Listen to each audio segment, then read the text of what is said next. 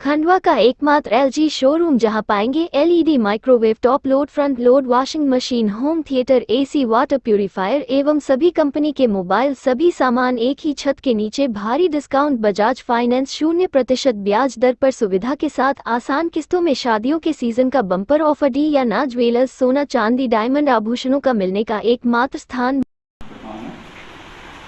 शुरुआत तो हम लोग इस बात से करते हैं कि जिस निर्धारित डेसिबल की बात जो है सुप्रीम कोर्ट के आदेश में और शासन के निर्देश में जो हो रही थी, वो कहीं ना कहीं वायलेट हो रहा था, कहीं ना कहीं उसका जो है पालन नहीं हो पा रहा था।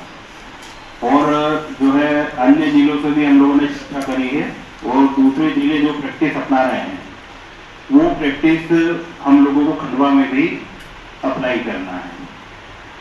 मतलब ये कि जो 55 डेसिबल का निर्धारित पैरामीटर है, वो अगर उस कैटेगरी में रखा जाए तो कोई सा भी साउंड सिस्टम नहीं आता है। मैंने अभी जो तमाम तरीके के साउंड सिस्टम है, ध्वनि विस्तारक यंत्र हैं, उनको जो है धार्मिक स्थलों से पूर्णतः हटा लिया गया है। तो सीधी बात यह है कि हमको भी जितने भी तरीके के ध्वनि विस्तारक यंत्र हैं, हमें हटाने हैं, चाहे फिर वो मंदिर हो, मस्जिद हो, गुरुद्वारा हो या अन्य और किसी प्रकार का धार्मिक स्थल। इसलिए सभी समाज के लोगों को हम लोग जो है इस बात से अवगत करने के लिए और आप लोगों के सहयोग के लिए बुलाया। अभी हमारे साथ में ये हमेशा प्लस पॉइंट रहा है कि सभी धर्मों से, सभी समाज के लोग कोई भी चीज को जो है पारस्परिक सहयोग और प्रशासन के साथ कंधे से कंधा मिलाकर पूरा करने में मदद करते हैं। तो आप लोगों से मेरा यही निवेदन रहेगा कि इस मुहिम को भी हम लोग जो है आपके समन्वय के साथ में पूरा करें। और शेष बात हमारे सीएसपी साहब बता देंगे, फिर आप लोगों की जो भी कुछ बात जो भी क्वेश्चन होंगे उस पर भी बात करेंगे। प्रबुद्धजन बैठे हुए हैं, अनुरागी अधिकारी महोदय ने जो भी आपको बताया बहुत ही स्पष्ट कर दिया है कि अब धार्मिक स्थल जो भी है वहाँ पर किसी भी तरह का कोई ध्वनि विस्तारक यंत्र का उपयोग नहीं करेंगे।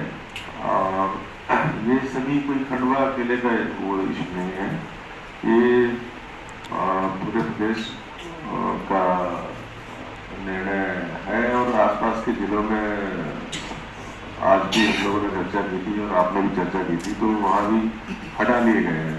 मसलन खरगोन और बड़वानी, जहाँ भी आपको संपर्क हो, शायद आप लोगों को भी पता चल गया होगा इस चीज़ का। तो अब धार्मिक स्थल पर कोई भी ध्वनि विस्तारक यंत्र नहीं रहेगा। अलबत्ता धार्मिक आयोजन में किसी तरह के उपयोग में कोई अनुमति के साथ उपयोग में छूट है। अगर कोई उत्सव होता है तो उसमें बराबर जो भी अनुमति शर्तें रहेंगी उसके अनुसार आपको उपयोग में अनुमति जारी की जाएगी। संक्षिप्त में मेरे ख्याल से यही मैसेज हम देना चाहते थे आप सभी को।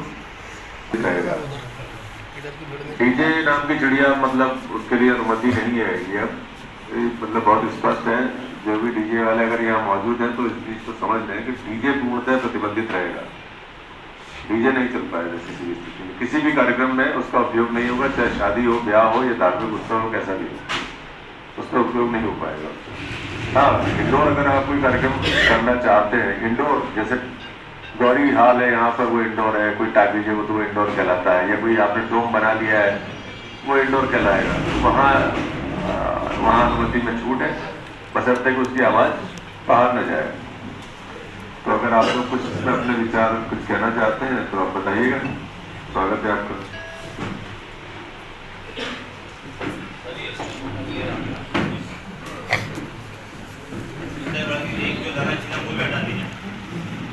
सुप्रीम कोर्ट का तो ये आदेश है कि उनका 2 चिलम लगा जाए इसके अंदर। आदेश आप ही ना मुझे करेगा हमारे पास, आपने जिस आदेश लाया सुप्रीम कोर्ट का आदेश था 2003 का था, आज 2023 में 20 साल बाद लागू किया जा रहा है। हमने आपको पूरा सपोर्ट किया। अब आपका कहना मतलब कि एक लगे चिलम जो मस्जिद हो या मंदिर हो या गिरजाघर हो या गुरुद्वारा, वहाँ से हटाया जाए, ये पॉसिबल ही नहीं। भाई हमारा मैसेज कैसे पहुँचाएंगे हम वक्त होगा नमाज का? आपकी हम सुन रहे हैं, हिंदुस्तान के एक प्रदेश में चलेगा कानून और एक में नहीं चलेगा। आपने अभी संभाग स्तर की बात करी, माननीय एडीएम सर ने, बहुत डिलीवर्स शालीनतापूर्वक मैं आपसे सवाल कर रहा हूँ कि जहाँ आपने संवाद की बात करी है कि एक संभाग में चलेगा दूसरे में नहीं चलेगा, ऐसा नहीं हो सकता। तो मैं आपसे पूछना चाह रहा हूँ कि मुल्क के एक प्रदेश में चलेगा और दूसरे में छूट मिलेगी क्या? अगर सुप्रीम कोर्ट के हवाले से हम लोग बात कर रहे हैं, पूरे हिंदुस्तान में बंद कर दो और आप हम लोगों की बात उनसे अधिकारी तक के करें। हो सका तो उनके साथ भी हम बैठने के लिए तैयार हैं, हम अपनी बात रखेंगे। एकदम से कोई भी निर्णय को हम लोगों में मत थोपो, एक थोप चुके हो आप लोग। ये सबसे जिला में बहुत प्यार मोहब्बत से आप लोग उतरवाई है, वो सब ने बकायदा फोटो खींच के दिया है। मैंने सुप्रीम कोर्ट का आदेश माना है, उसका आदेश का पालन करा। सुप्रीम कोर्ट के आदेश है, सुप्रीम कोर्ट के आदेश होता है, आपने किसी दबाव में कोई करा था? ठीक है ना, सहयोग जाने का कोई जैसे आपकी अपनी बात होती है, जिन बात पर बात करते हैं हमने 55 या 50 डेसिबल का ये जो बात कर रहे हैं, तो इसके मायने से मतलब इस डेसिबल पर हम कभी अमल करते तो उसका मतलब वो चिलम तो बंद ही करना पड़ेगा। कुल मिला के प्रशासन चिलम पूरी उतार नहीं जा रहा, मतलब जो एक लगी उसको भी उतार दो, तो 50-55 डेसिबल के हिसाब से आवाज़ ही नहीं आती, मतलब ज़्यादा आवाज़ नहीं। तो अभी मैं जिस हिसाब से मैं आपसे बात कर रहा हूँ, ये 55 डेसिबल ECU के थे, आसपास ये 50 हो गया, 50-55 के लगभग है। तो इसलिए माइक में जब बोले तो आवाज बहुत ज़्यादा होंगी, क्राउड ज़्यादा मिलेगा तो ज़्यादा हो गया। तो कुल मिला के प्रशासन की मंशा ये है कि एक चिलम जो वो भी हटाया जाए, मतलब चाहे मस्जिद हो या मंदिर हो या गुरुद्वारा हो या गिरजाघर, सब जगह पे।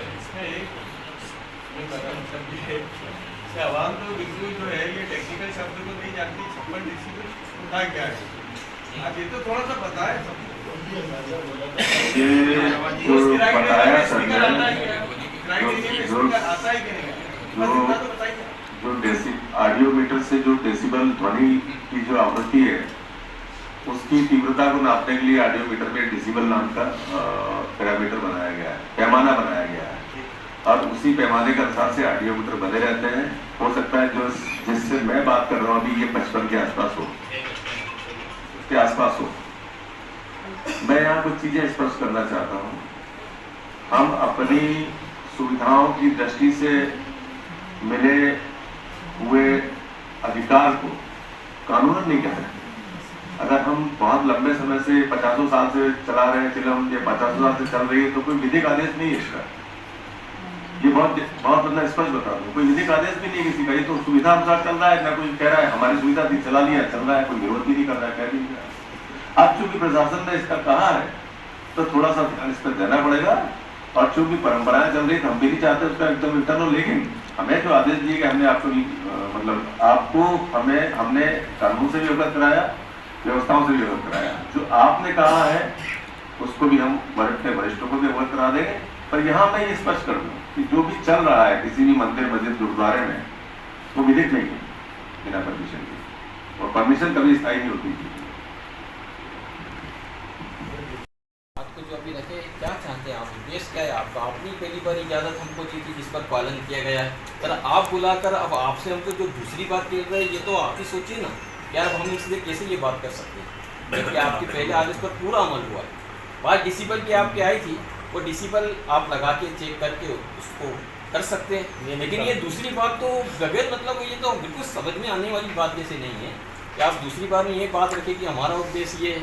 क्या चाहते हैं यानी आप? मैंने पहली बार वो तजुर्बा था क्या आपका, तो इसलिए थोड़ा सा एक समझ नहीं है। सबको भी बुलाए हम सबको अपने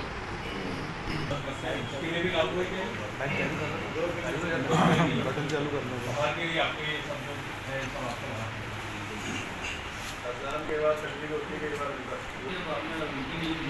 कहा अभी आपने कि आवेदन दिया, आवेदन का आपने प्रोफाइल बता दी इस तरह से एडमिन साहब को आवेदन देना, हमने आवेदन की दे दिया।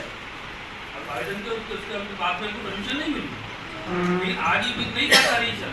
और आपके कहने के मुताबिक हमारे मस्जिदों में 7-7, 8-8 चिलम थे, हमने एक चिल में बताई, एक चिल में रहने दी, बाकी सब निकाली और उसकी वीडियो करा के बाकायदा जो पुलिस वाले थे उनके व्हाट्सएप किया। वहाँ आकर मस्जिदों में उन्होंने चेक भी किया, डिस्टेबल भी चेक किया, बोले हाँ ये 65 डिस्टेबल है बराबर। हमने वो मस्जिद झगड़े मस्जिद में मोहम्मद मस्जिद में चेक किया, उससे सर किसी मस्जिद में अगर कोई पर्चा नहीं तो उसका निकल जाता है। यहाँ डिसेबल का उल्लंघन हो रहा है, वहाँ कार्रवाई की जाए। खारवाली मस्जिद में हमारे SDM साहब, TI साहब सबने आके नाप के और वहाँ सेट करके चले गए, उसी हिसाब से अजान हो रही है।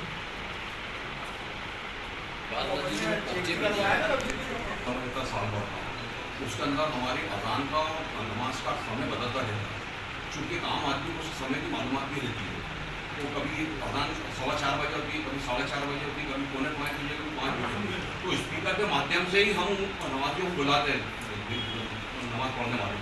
तो अगर ये बंद हो जाएगा स्पीकर तो लोगों को मालूम, लोग इससे कोई इबादत लोग दूर हटेंगे। तो मेरा मतलब है आवाज़ कम करने का कहा जाए, मतलब मैं तो उसको क्या है कि जब तरावी का टाइम आता है, शहरी का टाइम आता है, तो शहरी का भी बोला जाता है। कई जगह ऐसी है आसपास जो लोगों को टाइम नहीं मालूम पड़ता है कि रोज़ा कब रखना है, रोज़ा कब खोलना है।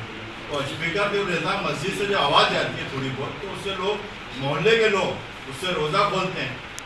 और जो लोग, हम लोगों में क्या होता है कि मैयत हो जाती है, इंतकाल होता है, तो लोगों का मस्जिद से ऐलान होता है, ख़ास तौर से मस्जिद से ऐलान होता है, तो तमाम लोगों को मालूम पड़ जाता है। आजकल क्या लोग एक दूसरे के बोलते नहीं है, तो मस्जिद से जो ऐलान होता है तो वो स्पीकर के माध्यम से तो लोग उसकी मैयत में और अर्थी में शामिल होते हैं।